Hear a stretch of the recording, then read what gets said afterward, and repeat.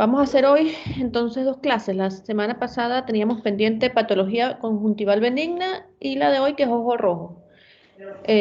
Realmente hay una parte que pertenece a a los 2 días, entonces nos acorta un poco el tiempo previsto, ¿ok?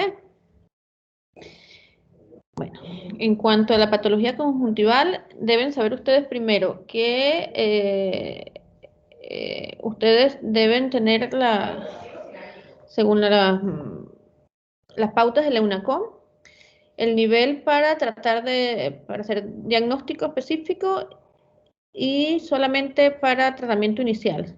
Todo el resto es derivación. El seguimiento siempre deben derivarlo con un especialista, ¿ok? Doctora, ¿Sí? sí, disculpe por interrumpir, pero ¿está proyectando algo o no? Es- ¿No se ve? Sí, Es eso el le iba a tema, decir. yo por lo menos no veo nada. No, yo tampoco. Vamos a hacerlo de nuevo. Lo hemos probado hace un ratito, pero... A ver.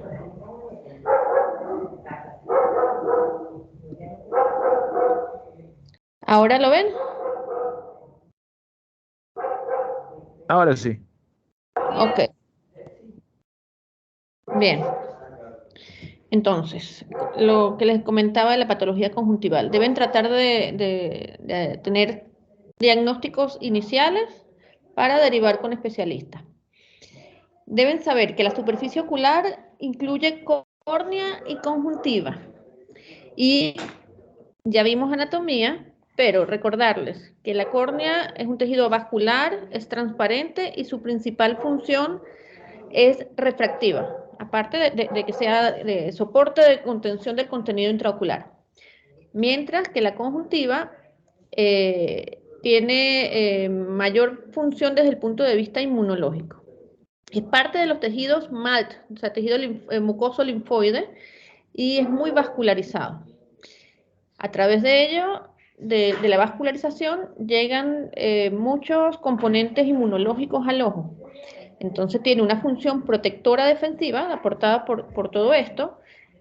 Trabaja en inmunidad humoral a través de inmunoglobulina trabaja con inmunidad celular por los linfocitos CD4 y linfocitos T, y los mastocitos se encargan de producir proteasas y también interviene en producción lagrimal, en conjunto con la glándula lagrimal principal. Recuerden que en la conjuntiva están las glándulas de Meibomius, las de Sayce, y aportan el material acuoso, perdón, acuoso no, mucoso y oleoso que le da estabilidad a la lágrima, ¿ok? Denme un segundito. Entonces, la superficie ocular tiene fisiológicamente algo muy importante que la mantiene estable, que es el parpadeo. Habitualmente el parpadeo se da en 10 a 15 veces por minuto y tiene varias funciones. Primero, previene la desecación de la córnea y la conjuntiva, permite la distribución homogénea de la lágrima y, por supuesto, de todos sus componentes, lisosimas, inmunoglobulinas, lactoferrina. Favorece el recambio lagrimal, eso también ayuda a evitar infecciones. Exprime las glándulas de Meibomius, eso retarda la evaporación de la lágrima. Disemina la mucina, que es el otro de los elementos de la lágrima que permiten protección epitelial y adherencia de la lágrima al epitelio. Bombea a través de los conductos lagrimales la lágrima, a través de los puntos hacia los conductos, ¿ok? Entonces, más o menos distribuir la patología conjuntival en alteraciones congénitas, en infecciones, en enfermedades inmunes y en tumores. En cuanto a patologías congénitas, de las cosas más comunes tenemos los coristomas, y dentro de los coristomas, acuérdense que eso es tejido ectópico, pero de componentes bien desarrollados. No tiene nada neoplásico, ¿ok?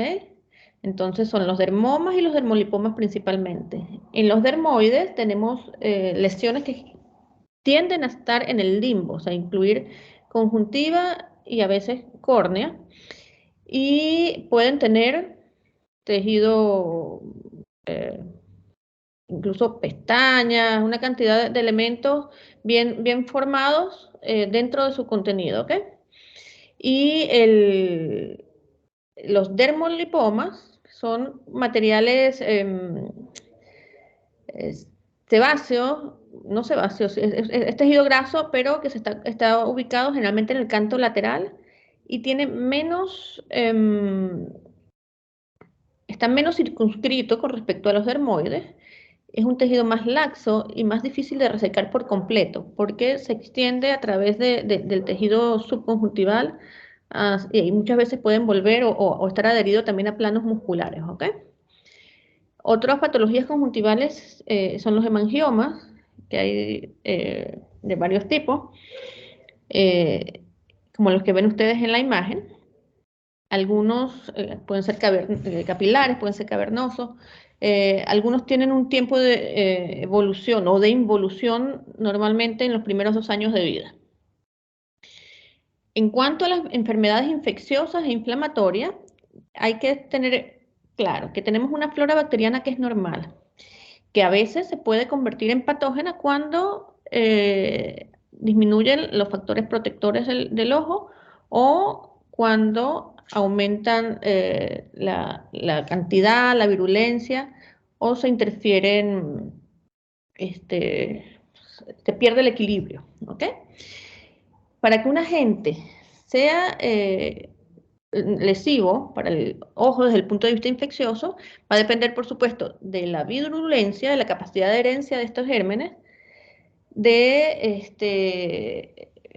hay, por supuesto, de la capacidad de replicación, de persistencia de la agente en la superficie conjuntival.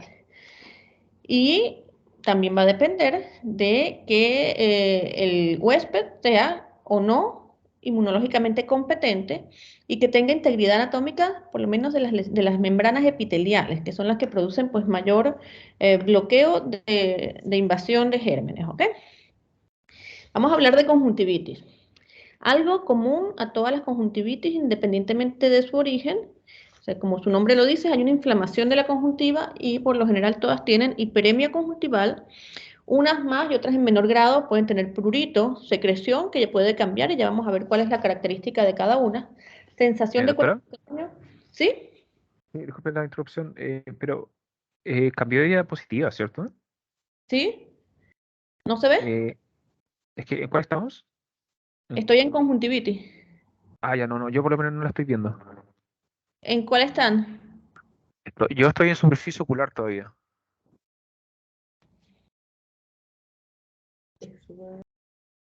Ahí Ahí sí. está conjuntivitis.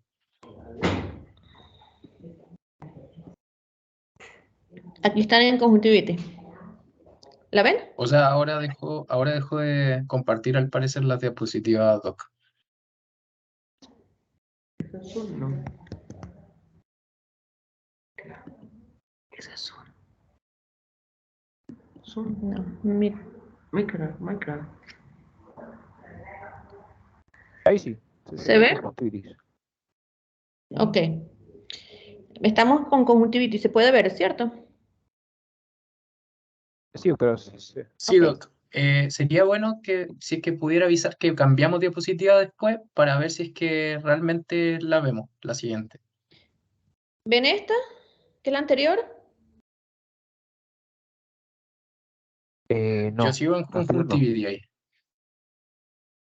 ¿Siguen en conjuntivitis? Sí. Sí, se ve pequeño. Qué raro. Vamos a ver. Eh,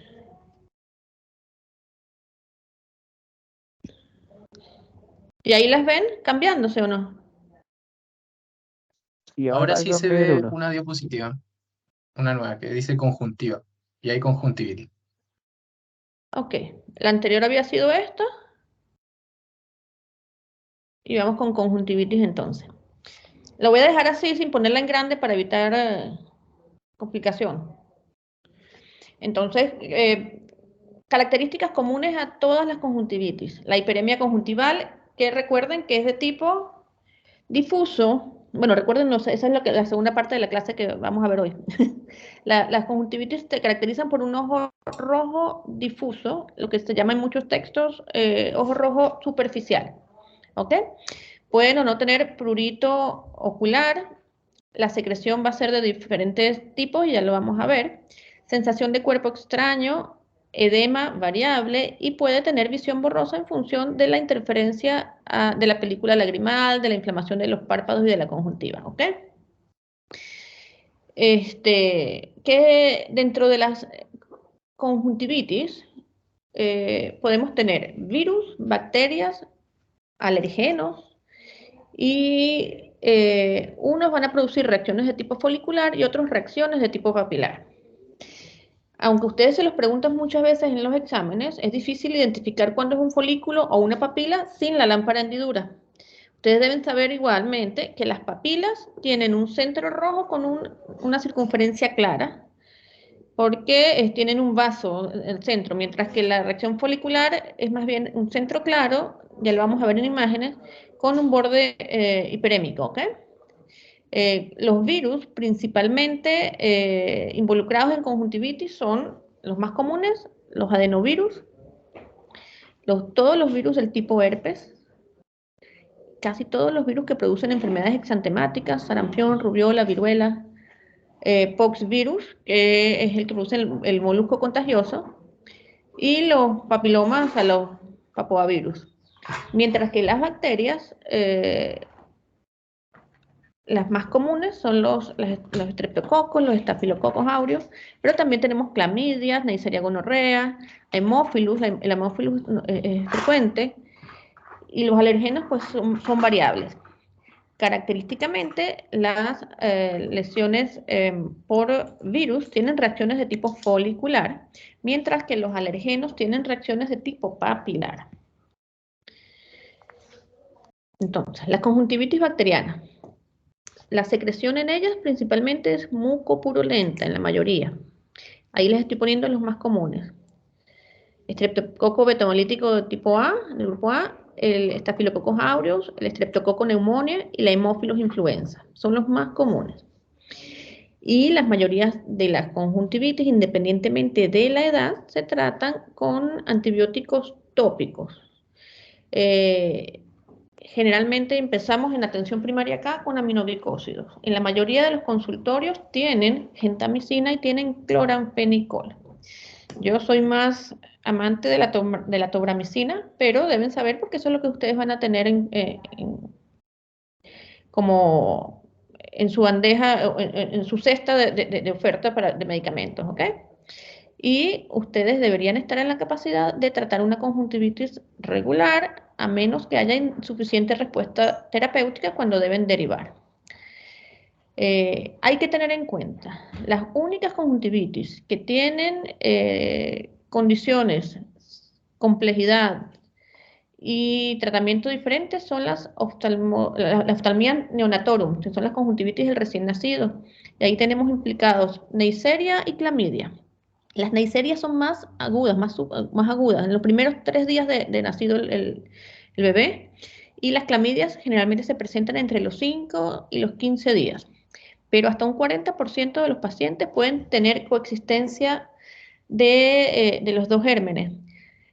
Factores de riesgo, inadecuado control prenatal, por supuesto, promiscuidad de la madre, o presencia de infecciones ya demostradas en la madre, independientemente de que todavía no tengan gérmenes, ¿ok? Estas conjuntivitis particularmente se hospitalizan porque tienen un alto riesgo de infección sistémica, de sepsis y de infección en el sistema nervioso central, ¿ok? Y necesitan tratamiento endovenoso. En muchos centros se hace tratamiento endovenoso más tópico. En algunos otros centros dicen que solamente el tratamiento endovenoso es suficiente. La Neisseria se trata con ceftriaxona o cefotaxima, ahí están las dosis pediátricas, 25 miligramos por kilo día, y tópico con cloranfenicol o con eritromicina. Las clamidias se tratan con eritromicina o acitromicina, 10 miligramos por kilo día, y se le puede dar eritromicina tópica. ¿Ok? Es fundamental en estos casos no solamente la hospitalización, sino son las únicas conjuntivitis donde hacemos gram y cultivo del exudado conjuntival. Ahí vamos a demostrar la presencia o a confirmar el germen. Y tenemos que tratar a los padres. Madre y padre deben recibir tratamiento para la Neisseria y la clamidia. Tienen una alta tasa de lesiones cicatriciales corneales o de perforación ocular, entonces por eso es la necesidad de tratarlo de forma agresiva. Vamos con las conjuntivitis virales. Las conjuntivitis virales, la mayoría de las veces vienen de forma epidémica en brotes, ¿ok? Y no solamente, o sea, generalmente no son aisladas, sino son precedidas de síntomas nasofaringios. Pacientes con estornudo, con dolor en la garganta, con obstrucción nasal, y pueden o no tener exantema asociado. La secreción en las conjuntivitis virales es acuosa. Recuerden que en las bacterianas era mucopurulenta. Y una cosa importante, no ocurre en todas, pero sí es patognomónico en muchas de las conjuntivitis virales, la presencia de adenopatías o de ganglios aumentados preauriculares. Si ustedes tienen adenopatías dolorosas preauriculares, eso es una conjuntivitis viral hasta que se demuestre lo contrario. También hay que tener en cuenta que las virales también pueden sobreinfectarse con bacterias, pero eso es viral. Pueden o no tener hemorragias conjuntivales. Y a veces se forman pseudomembranas. Son unas lesiones mucosas adheridas a la conjuntiva principalmente del tarso, no vulvar, sino tarsal, que uno, si las intenta remover, porque a veces es muy grande y uno puede removerlas, pueden incluso sangrar parcialmente. Y como les comenté hace un rato, la reacción conjuntival es de tipo folicular. Algunas pueden tener vesículas, recuerden las vesículas del herpes, por ahí no se les va a olvidar. La mayoría de las conjuntivitis virales son autolimitadas, entonces tenemos que hacer tratamiento para disminuir el contagio. Pero cuando hay mucha inflamación, igualmente damos un antibiótico que puede o no estar mezclado con antiinflamatorio, porque nunca debemos dar un antiinflamatorio corticoideo sin antibiótico en el ojo en una conjuntivitis de este tipo, ¿ok? Y recuerden que si tenemos sospecha de herpes, nunca debemos dar corticoides. Debemos enseñar al paciente a hacer la limpieza de los ojos por separado, colocar frío local y prevenir el contagio a través de toallas, sábanas, etc. En cuanto a las conjuntivitis alérgicas, ahí ustedes la van a sospechar principalmente por los antecedentes de atopia en el paciente, más que todo en los niños, asma, rinitis, y el que hayan tenido contacto previo con un alergeno ya conocido. En este caso, los mastocitos a través de las proteasas producen degranulación, enrojecimiento, quémosis, mucha quémosis, hay mucha inflamación y mucha descarga, pero es más de tipo mucosa.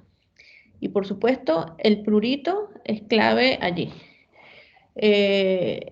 Tienden a ser mayores los síntomas nocturnos, pero porque muchas veces dormimos y cuando hay alergia asociada a ácaros o a pelo de animales, que a veces pueden estar acumulados en la ropa de cama inclusive. Y si ustedes ven, hay una reacción papilar.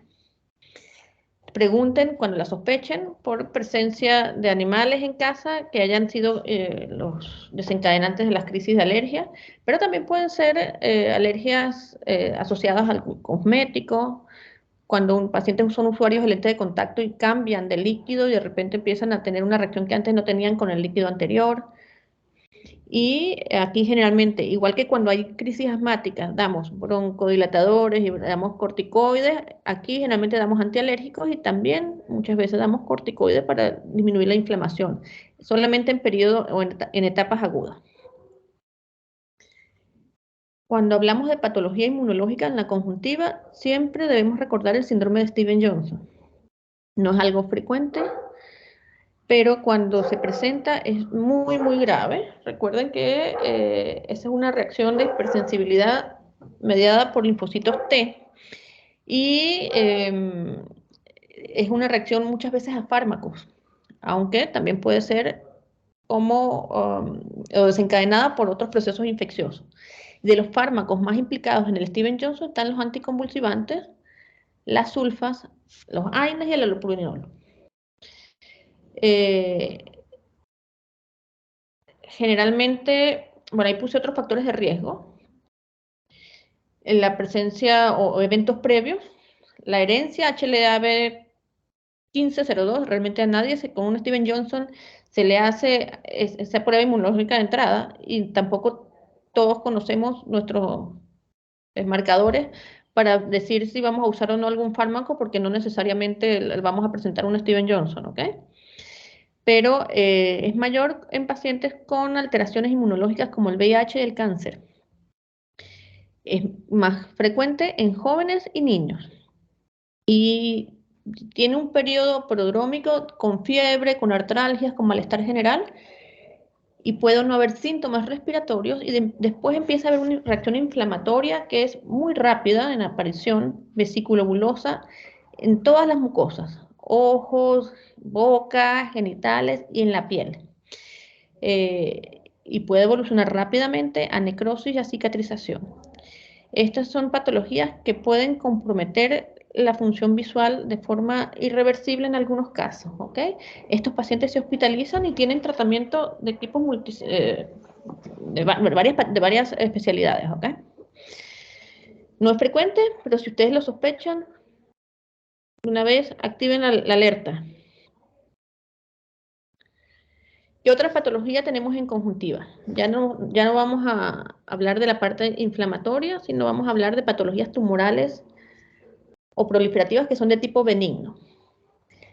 Cuando vimos algo viral, no mencionamos aquí específicamente los papilomas. Los papilomas también, igual que como producen lesiones tumorales en piel, también pueden producir lesiones tumorales en conjuntiva. La mayoría son benignas, son pocos los que se malignizan, y los que tienen más posibilidad de malignizarse en la conjuntiva son los que son sésiles, no los que son pediculados, como los que ustedes ven en la imagen que está allí. También ustedes pueden ver quistes de inclusión conjuntival.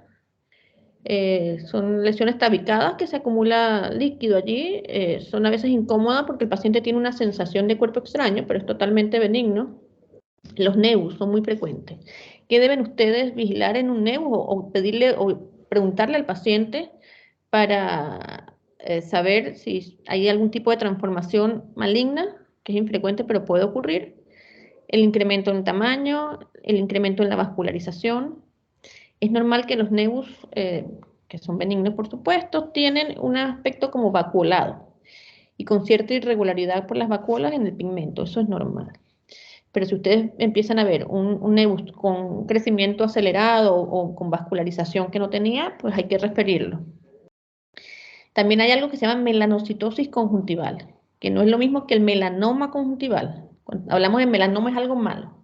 La melanocitosis conjuntival no es más que el acúmulo de pigmento y que muchas veces se ve alrededor de los vasos sanguíneos que perforan esclera y llegan a conjuntiva, ¿ok? Es más común en personas morenas y debajo de o en la superficie menos expuesta de la conjuntiva en el globo, ¿ok? También tenemos los nevus de Ota. Y recuerden que cuando tengamos lo que se llama las escleras azules, hay que pensar en otras patologías, ¿ok? Pensemos en colágeno y bueno, eso vamos a verlo después, más adelante.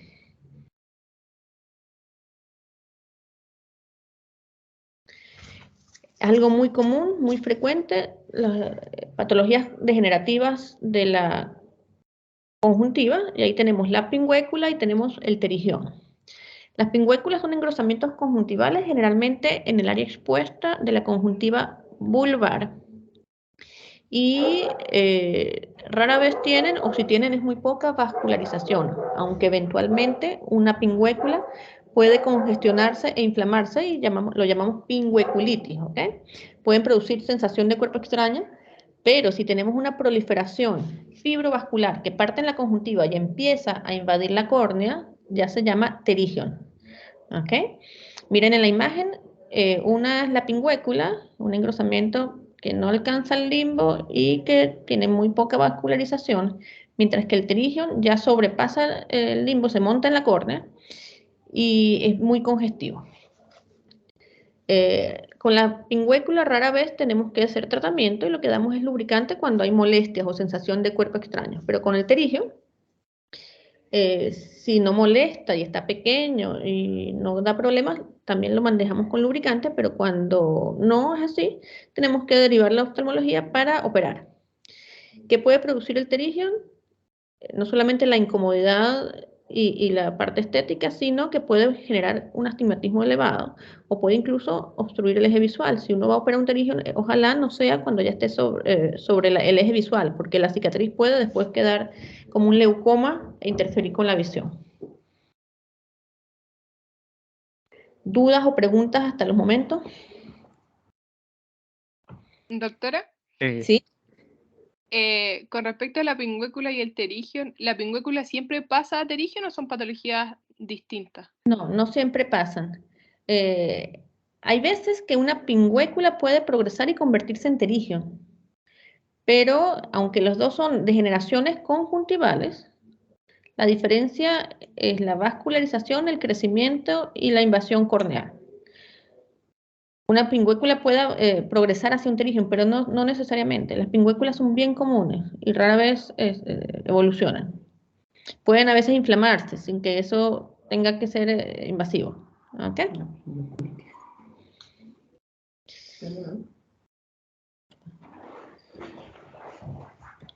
Déjame prender la luz. Ok. Algo bien común y que les llega todos los días a la consulta son las hemorragias subconjuntivales. Llegan los pacientes atacados, alarmados porque se van a morir de la presión del ojo. Por la falsa creencia de que una hemorragia conjuntival es porque tienen la presión del ojo alta. ¿Ok? La mayoría de las veces son solamente visibles sin ningún otro síntoma, pero otros pacientes refieren sensación de cuerpo extraño. ¿Cuáles son las causas? Puede ocurrir de forma espontánea en cualquier paciente sano, pero son más comunes en pacientes con problemas de coagulación, en pacientes con edades mayores porque tienen más fragilidad capilar, en pacientes que, por ejemplo, están con vómitos constantes, en pacientes en trabajo de parto, porque el aumento por maniobra de Valsalva de la presión puede generar ruptura de vasos conjuntivales, ¿ok? También puede verse por traumas tontos, inclusive fui a quitar un lente y me lastimé con la uña y un vasito se rompió. Pero lo importante es que tienden a ser de evolución adecuada simplemente con el tiempo. Uno le puede dar lubricante al paciente si tiene molestias, pero se va reabsorbiendo. Hay que explicar que evoluciona como un hematoma con un moradito en la piel, que puede cambiar de colores, que se puede ir aumentando, pero no porque aumente la sangre, sino porque se dispersa y por gravedad va bajando cuando la lesión empieza desde la parte superior de la conjuntiva. Y cuando los hematomas o cuando las hemorragias conjuntivales son muy grandes, incluso pueden ir bajando hasta involucrar el párpado inferior y mejilla. ¿Okay?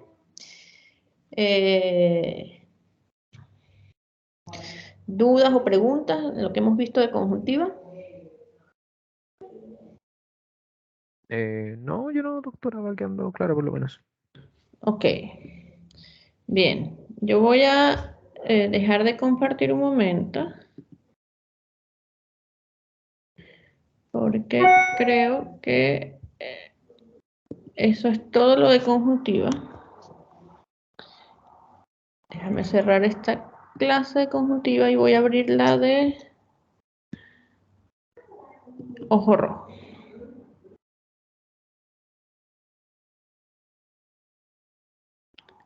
Yo tengo, por supuesto, que respetar pues los programas que tienen ustedes, pero a veces me parece que la del ojo rojo podría incluir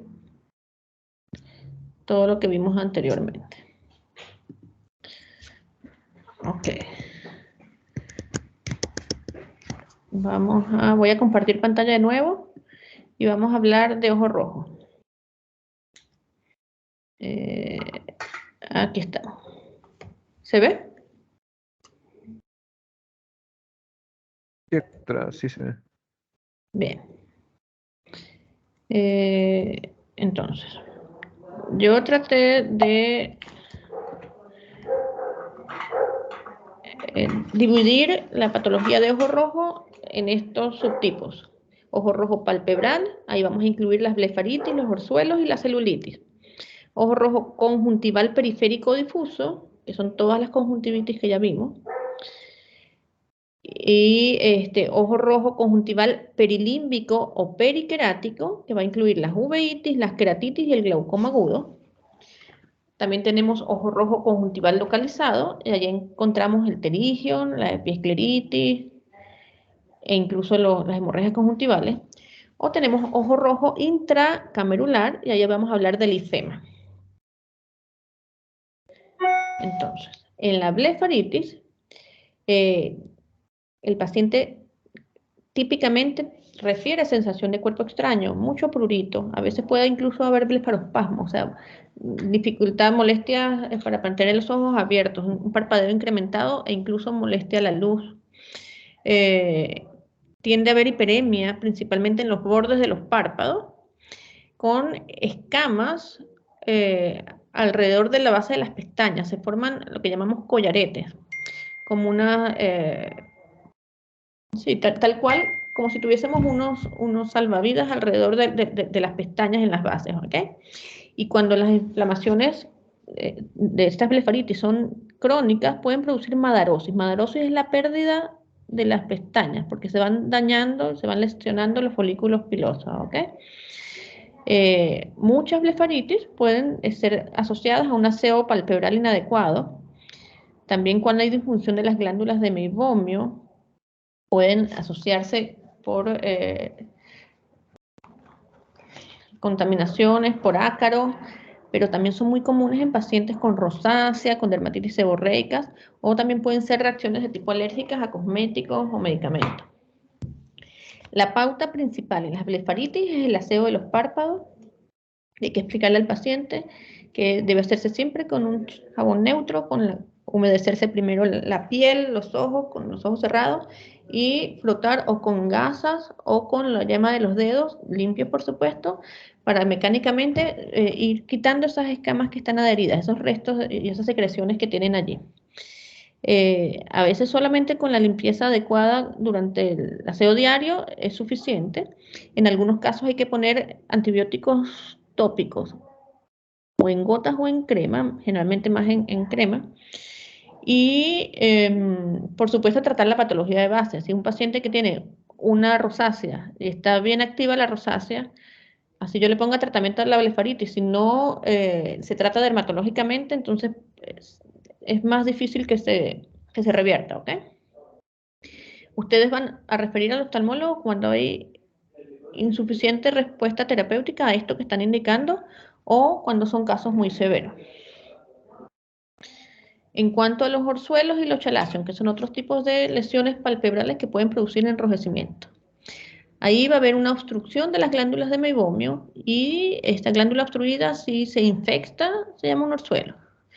Y acuérdense, tiene signos de flegosis, dolor, calor, rubor, pero es una lesión que está localizada. No es una hiperemia palpebral difusa, es bien localizada. Y uno puede muchas veces ver los puntos por donde va a drenar estas lesiones, que son unos abscesos de las glándulas de meibomio. ¿Qué deben hacer? Compresas calientitas, tibias, es importantísimo. Podemos asociar antibiótico tópico, ojalá con corticoides, por periodos de 10 días, 7 a 10 días. Si van a usar tobramicina con dexametasona, por ejemplo, 4 veces al día. La mayoría tienen drenaje espontáneo, pero tienen que estar alertas a las complicaciones. ¿Cuáles son las posibles complicaciones? Que esto evolucione el cuadro infeccioso y se convierta en una celulitis, es una opción. O que pase el proceso infeccioso, pero se encapsule y se fibrosa, y eso se llama chalazion. El chalazion es ya un aumento de volumen que está localizado, pero es indoloro, ya no tiene signos de flegosis, y eso tiene que derivarse para drenaje quirúrgico por parte del oftalmólogo. Cuando hablamos de celulitis, Recuerden que las celulitis pueden ser pre o postseptales. Cuando vimos anatomía dijimos que había un septum que dividía el contenido de la órbita en anterior y posterior. La mayoría de las celulitis preseptales, que son también las más comunes, vienen gérmenes de piel. Y no es más que la infección en tejido celular subcutáneo. Si ustedes ven la imagen diferente que como estaba en el orzuelo, ya la hiperemia y los signos de plegosis no son tan localizados, son más difusos. Es difícil precisar el borde de la hiperemia. ¿Ok? Y tiende a haber, por supuesto, calor, rubor, dolor. Puede haber compromiso de estado general y fiebre, más que todo en niños. A veces ustedes pueden ver cuál es la puerta de entrada, si hay heridas, picaduras de insecto, los mismos orzuelos, y los gérmenes implicados, como les dije, son principalmente gérmenes de piel. La mayoría de las veces damos antibióticos sistémicos de forma ambulatoria. ¿En qué caso tenemos que hospitalizar y dar tratamiento por vena? Niños, principalmente por debajo, o sea, desde los 4 años hacia abajo, pacientes inmunosuprimidos, diabéticos, VIH, en tratamientos con quimioterapia, ancianos, por supuesto pacientes de domicilios lejanos que no lo podamos monitorear, pacientes que no tengan, pacientes de la calle, por ejemplo, que no tengan dónde quedarse y que tengamos que vigilarlos. Entonces, tienen que estar estos pacientes con criterio de hospitalización. ¿Qué elementos en una celulitis me van a cambiar el apellido de preseptal a postseptal, que es la celulitis orbitaria? Cuando afecta cualquiera de las estructuras que está detrás del septum. Si afecta a los músculos, entonces, ¿qué se puede producir? Dolor al movimiento ocular, diplopía, y ustedes van a ver una oftalmoparesia. Si afecta el nervio óptico, ustedes van a ver una disminución de la visión, un defecto, eso lo pueden registrar ustedes con la cartilla de visión, pueden ver un defecto pupilar aferente o pueden ver una desaturación del color rojo. Si ustedes tienen compromiso del globo de la conjuntiva, ustedes van a ver quémosis, que no es más que el edema o la inflamación de la conjuntiva. Si ustedes ven que se compromete la grasa de la órbita, ustedes van a ver proptosis, porque se empuja el contenido orbitario hacia adelante. Cualquiera de estos elementos que conversamos, que esté presente, ya le cambia el apellido de preseptal a postseptal. Y todas las celulitis orbitarias o postseptales se hospitalizan. Pero también las celulitis orbitarias pueden ser complicaciones de celulitis preseptales o que vengan desde el punto de vista posterior por sinusitis, por dacriocistitis, por traumas con fracturas de piso de órbita que hayan comunicación con senos maxilares. Y a todos estos pacientes no solamente hay que poner el tratamiento por vena, sino que hay que hacerles una tomografía de órbita. Tenemos que descartar compromiso de sono cavernoso en la tomografía, tenemos que descartar que no haya abscesos superiósticos, debemos descartar los diagnósticos diferenciales, que entre estos va a estar los rhabdomiosarcomas, más que todo en los niños. Y, por supuesto, tienen que hacerse laboratorios para medir parámetros inflamatorios y dar tratamiento por vena. Si voy muy rápido me avisan. Cualquier duda que tengan, me van preguntando, por favor.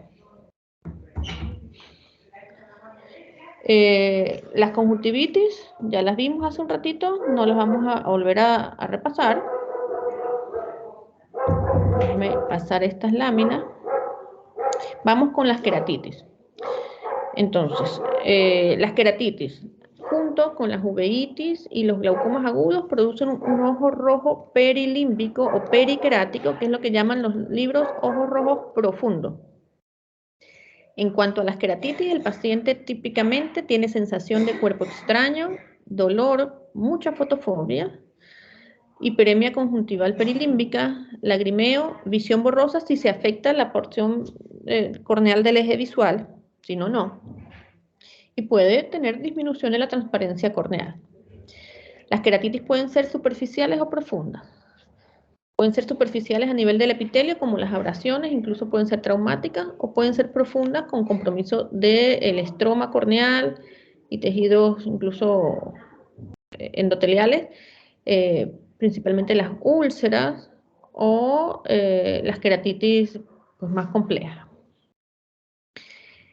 Un elemento importante desde el punto de vista semiológico para ustedes evidenciar si hay lesión del epitelio corneal es el uso de la fluoresceína. Recuerden que había un colorante amarillo que lo usábamos en la lámpara de hendidura, pero también lo pueden usar con cualquier, si tienen la fluoresceína disponible, con un filtro de cobalto, o sea, una luz azul, y si se capta el contraste en la córnea, es que está lesionado el epitelio.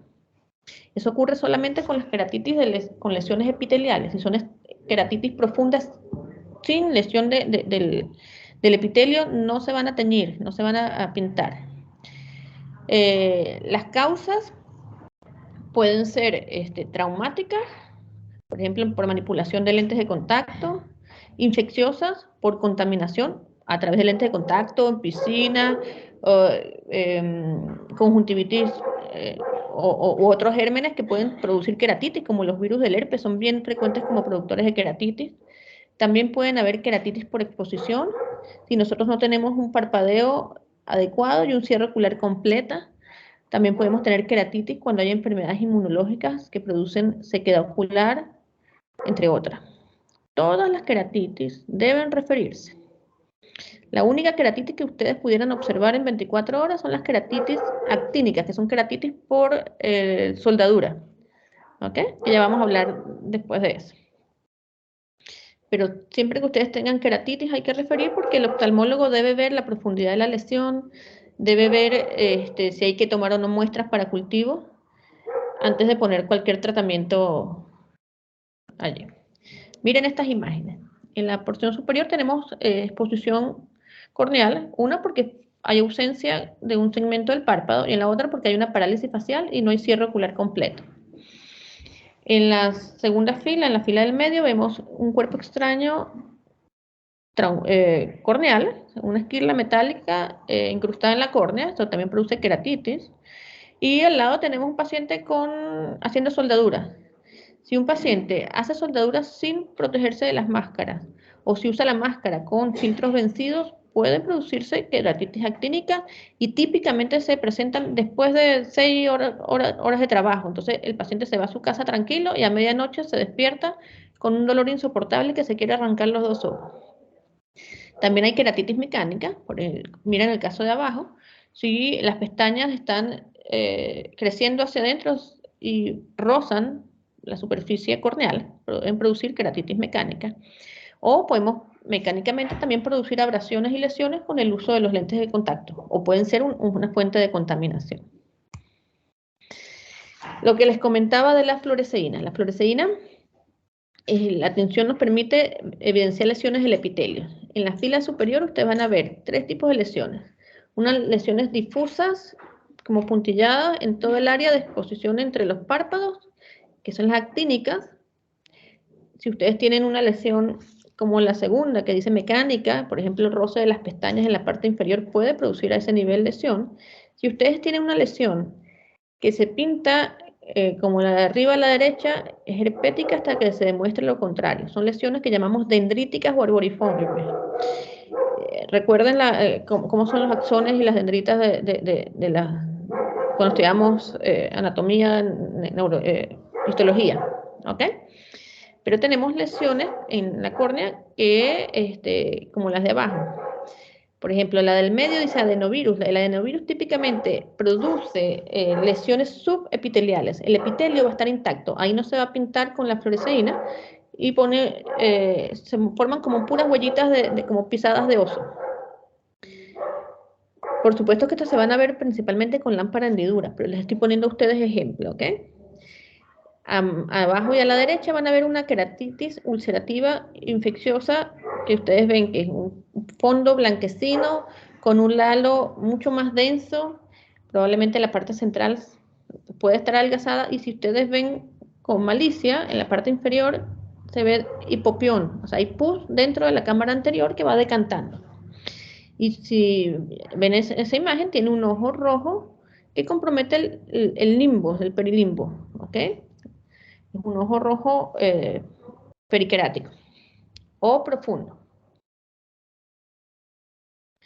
Entonces, ¿cuáles son las principales complicaciones de una queratitis ulcerativa? Se puede perforar y eviscerar el ojo. Puede producirse una endoftalmitis, es decir, una infección intraocular que puede llegar incluso a producir ceguera.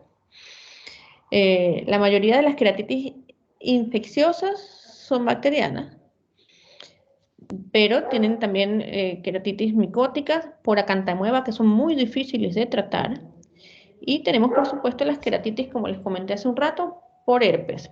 Más por el herpes simple que por el herpes zóster en frecuencia, pero las dos pueden producir queratitis. Y las queratitis por exposición, lo fundamental allí es que ustedes deben prevenirla. A ustedes le van a llegar muchos pacientes con parálisis faciales, parálisis idiopáticas de Bell. Si ustedes ven un cierre ocular incompleto, protejan el ojo, pongan lubricante al paciente, hagan cámara húmeda para dormir, para evitar que el paciente llegue a lastimarse la córnea. Eso se puede prevenir cuando es por parálisis faciales, ¿ok? ¿Qué otro tipo de ojo rojo profundo? Ahí, bueno, ahí nos va a ser profundo, va a ser de todo tipo. Una endoftalmitis va a producir una hiperemia conjuntival difusa, pero que por supuesto compromete el limbo. Y las causas más comunes de endoftalmitis son contaminaciones quirúrgicas, ¿ok? Si el paciente tiene antecedentes quirúrgicos oculares en los días previos, esa es una causa común. Pacientes que tienen cirugías de glaucoma que no necesariamente sean tan recientes, pero se pueden contaminar. Pacientes con patología endógena desde el punto de vista cardíaco y con inmunosupresión. Hacen siembras oculares por virus, por sepsis, por hongos. Hongos son muy comunes. Bueno, no que sean muy comunes, pero son cuando hay infecciones sistémicas, no es infrecuente que veamos las endoftalmitis. Estas son de las patologías que hay que hospitalizar, porque hay que dar antibióticos de amplio espectro, muchas veces por vena, aparte de tópicos. Todo eso es de manejo del especialista, pero si ustedes lo sospechan, tienen que de una vez activar y referir y prever la severidad y la gravedad del cuadro. Muchos necesitan cirugía y no siempre se recupera la visión. Síndrome de ojo seco, yo lo tenía puesto acá, pero ustedes tienen una clase particular de eso y que se las da la doctora Pereira. ¿Ya se las dio, verdad?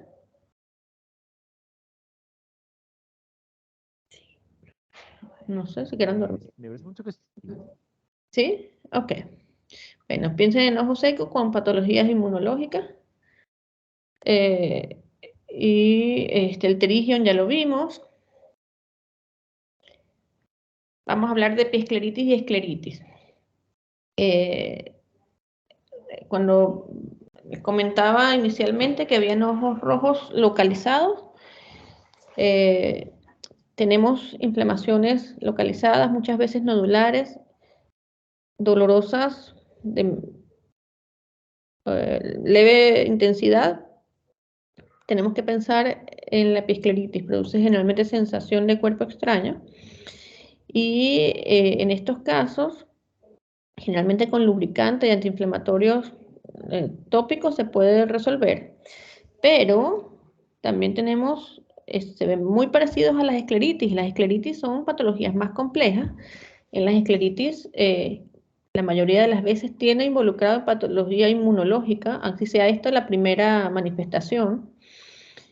Generalmente enfermedades reumatológicas, y las escleritis pueden incluso ser de tipo necrotizante y pueden producir perforaciones oculares. Entonces, se comportan, no son infecciosas, sino inmunológicas, pero parecido a las úlceras corneales. Entonces, siempre que ustedes lo sospechen, deben de una vez referirlo al especialista, porque pueden venir solos o asociados a uveitis, queratitis o enfermedades inmunológicas. Las hemorragias conjuntivales ya los vimos. vamos a hablar de glaucoma agudo. Recuerden que eran 3 las patologías que producían ojo rojo periquerático o profundo: queratitis, uveitis y glaucoma agudo. El glaucoma agudo es más común en pacientes hipermétropes altos porque tienen ojos más pequeños. En pacientes mayores de 60 años, ¿por qué? Porque sus cristalinos son más gruesos, incluso empiezan a ser cataratosos y empujan el diafragma hírido cristaliniano hacia adelante y empiezan a hacer más estrechas la cámara anterior. Acuérdense que en la periferia de la cámara anterior está el ángulo con la malla trabecular y por ahí es donde drena, es la alcantarilla que va a drenar todo el sistema, el acuoso del ojo. Si se cierra ese ángulo, se cierra el sitio de salida del acuoso, pero se sigue produciendo la misma cantidad dentro del ojo y eso hace que incremente la presión intraocular. Miren en la imagen. En la porción inferior está a nivel de los procesos ciliares, donde se forma el humor acuoso. Les comenté que dependían de unas bombas dependientes de la anhidrasa carbónica.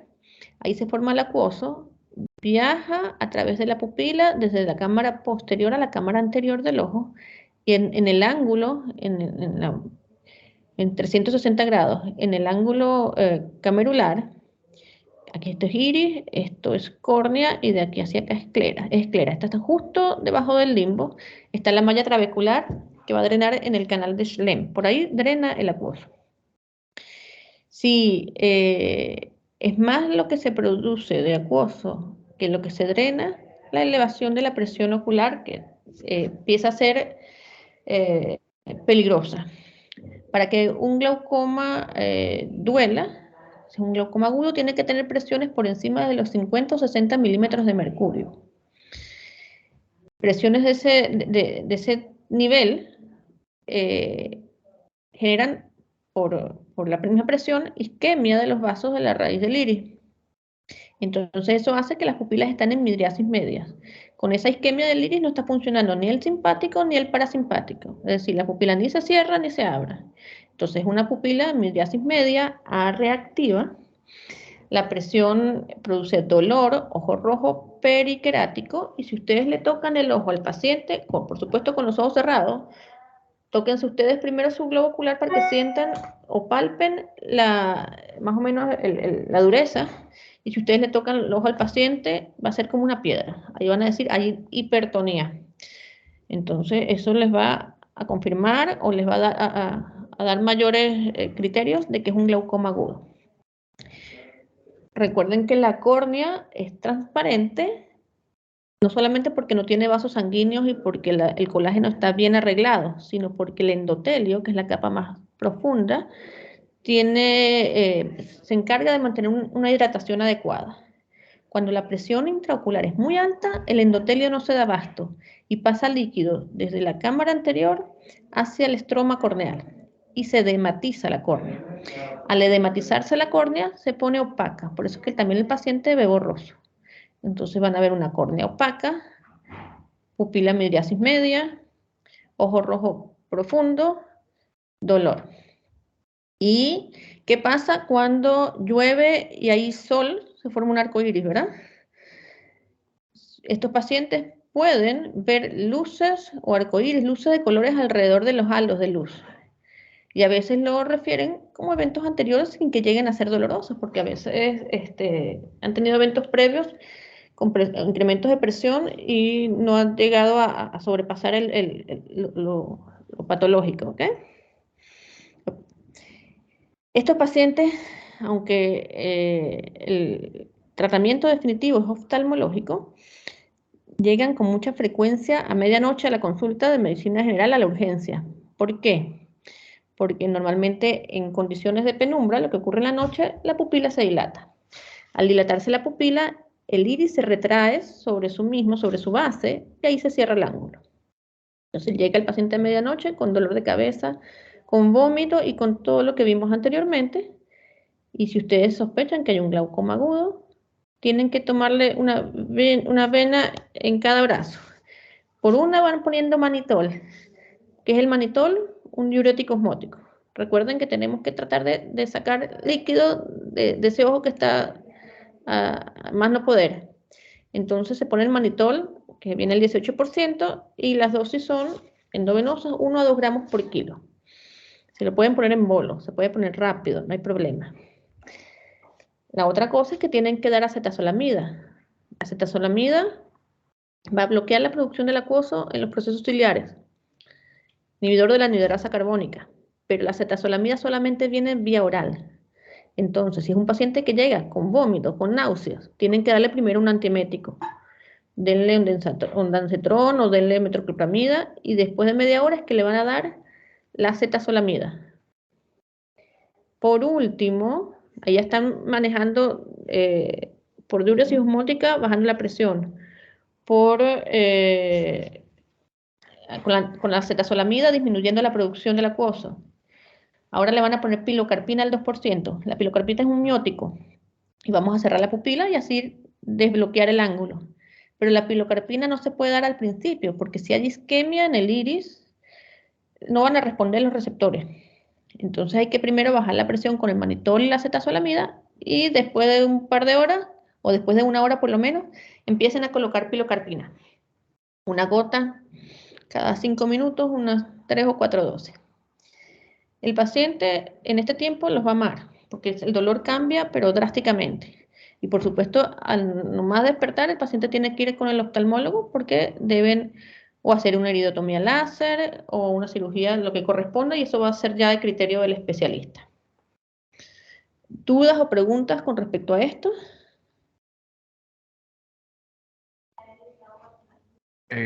No, queda claro.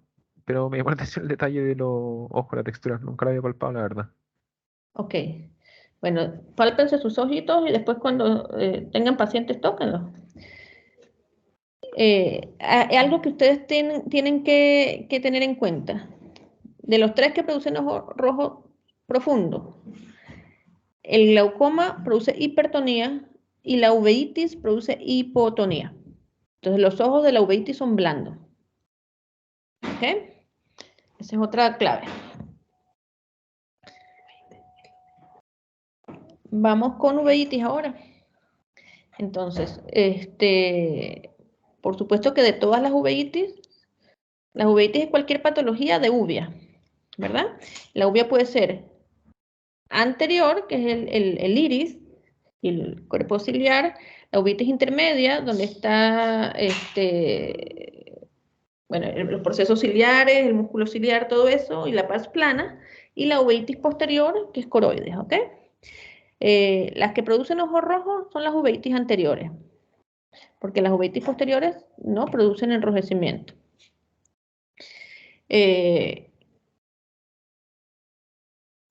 Disculpen. La uveitis anterior produce entonces hiperemia conjuntival perilímbica, dolor. ¿Por qué produce dolor en la uveitis? Porque hay, por la misma inflamación, espasmo del músculo ciliar. Es muy, muy doloroso. Hay fotofobia, hay epífora, hay visión borrosa porque hay turbidez del humor acuoso cuando hay células inflamatorias flotando allí, ¿ok? Y si está inflamado los procesos ciliares, que es donde se produce el humor acuoso, entonces se produce menos cantidad de humor acuoso, por eso es que hay hipotonía. Pueden, y eso se van a ver solamente en las lámparas de hendidura, haber nódulos en la córnea, en el endotelio corneal o en el iris, que son nódulos inflamatorios. Pueden haber sinequias. Las sinequias son adherencias entre el iris y la córnea cuando son sinequias anteriores, o entre el iris y el cristalino cuando son sinequias posteriores. Y se puede apreciar la turbidez en la cámara anterior o en el vitrio si las uveitis son posteriores. Y esa turbidez es lo que llamamos Tyndall y celularidad en la lámpara de hendidura. Cuando hay uveitis posteriores, muchas veces también hay compromiso retiniano y puede haber vasculitis en la retina, ¿ok? La mayoría de las uveitis son manifestaciones de enfermedad sistémica, que no se les olvide eso. Vamos a ver aquí cuáles son las causas de las uveitis. Pueden ser inmunológicas, infecciosas, traumáticas y algunas que por desconocimiento nuestro llamamos idiopáticas. Las inmunológicas, tenemos que pensar en espondilitis anquilosante, artritis juveniles, principalmente en las niñas menores de 10 años, con artritis pauciarticular, ya vamos a ver de eso. La enfermedad de Behçet y la enfermedad de Burko-Yanagi-Arada. Entre las infecciosas tenemos que pensar en virales, toda la familia de los herpes virus. Entre las bacterianas tenemos que pensar en tuberculosis, que no se les olvide. Tenemos que pensar también en sífilis, tenemos que pensar en cisticercosis, toxocariasis, toxoplasmosis. ¿Ok? Entonces, ahí tenemos virales, bacterianas, por espiroquetas, por parásitos, hongos y protozoos. Ahí está escrito. Tenemos uveitis traumáticas también. Entonces, en cuanto a las uveitis producidas o asociadas a la artritis reumatoidea juvenil, son iridociclitis crónicas que muchas veces no son tan sintomáticas, producen poco enrojecimiento ocular, pero es más común en hembras en aparición temprana. Todos los pacientes con artritis reumatoidea juveniles deben, así no tengan síntomas, ser evaluados regularmente por oftalmólogo. Cuando hablamos de enfermedad de Behçet, esa es una enfermedad autoinmune y tenemos que pensar cuando hay uveitis asociada a lesiones aftas o úlceras en mucosas, y llámese mucosa bucal y mucosas genitales. ¿Ven en esa imagen? Unas úlceras en la parte interna del labio, en el pene, y si ven al lado hay un ojo rojo con un hipopion, que puede ser incluso un hipopion estéril, solamente inflamatorio, y si ven en la imagen de al lado, es una vasculitis. Si ven los vasos sanguíneos en la parte inferior que salen del nervio óptico, están llenos de sangre, mientras que los de arriba son vasos exangües, se ven blanquecinos, tienen envainamiento vascular de tipo inflamatorio. Eso es enfermedad de Behçet, tiene esas tres características. Las uveitis traumáticas, que no es infrecuente verlas, y tenemos también uveitis que no precisamos la causa. Y por último, y eso quiero que lo tengan en mente. No, me faltaba esto. Bueno, vienen las toxoplasmosis, son muy frecuentes, pero producen solo uveitis posteriores, no van a producir ojo rojo. Y el síndrome de Burko-Yanagi-Arada es bastante común acá en Chile, y tenemos uveitis posteriores que pueden presentarse con pérdidas bruscas de la visión y a veces bilaterales, porque hacen desprendimientos de retina seroso y se asocian a vitiligo. Ustedes ven ahí la poliosis, que son las pestañas y las cejas blancas. ¿Ok? Y que no se les olvide que también hay lo que se llaman síndromes que enmascaran. Los síndromes que enmascaran parecen uveitis y son tumores. Entonces, todo lo que a ustedes le impresione que sea una uveitis, deben mandarlo inmediatamente al oftalmólogo. ¿Ok? ¿Tienen dudas o preguntas?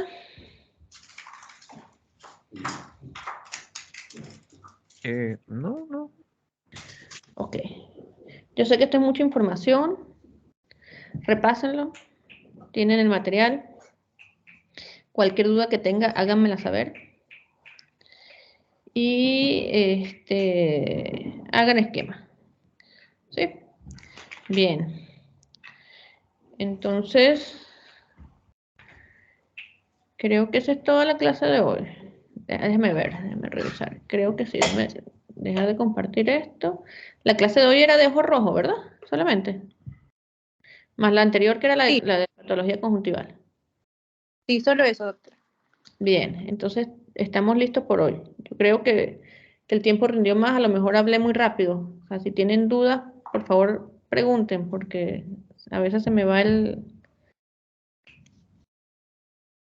se me alborota la lengua y voy muy rápido. ¿Sí? Bueno, No se preocupe, doctora, se entiende. bueno. Repasen y de todas maneras cualquier duda me avisan, ¿ok? Nos vemos entonces la próxima semana. Cuídense. Ya, doctora, gracias. Que esté Nos bien. vemos, doctora, que esté bien. Doctora, que esté bien. Nos vemos. Chao, doctora.